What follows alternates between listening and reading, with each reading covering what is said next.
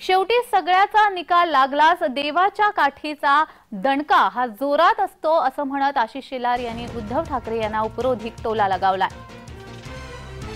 आशिष शेलार यांनी उद्धव ठाकरे यांना टोला लगावलेला आहे। देवाच्या काठीचा दणका हा जोरात असतो असं म्हणत आशिष शेलार यांनी उद्धव ठाकरे यांना टोला लगावलाय।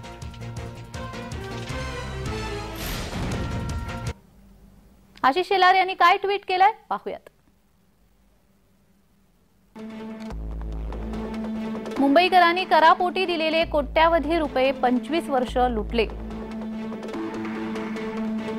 मुंबईकरांचे भूखंड गिळले, मराठी माणसाला मुंबई बाहेर फेकले।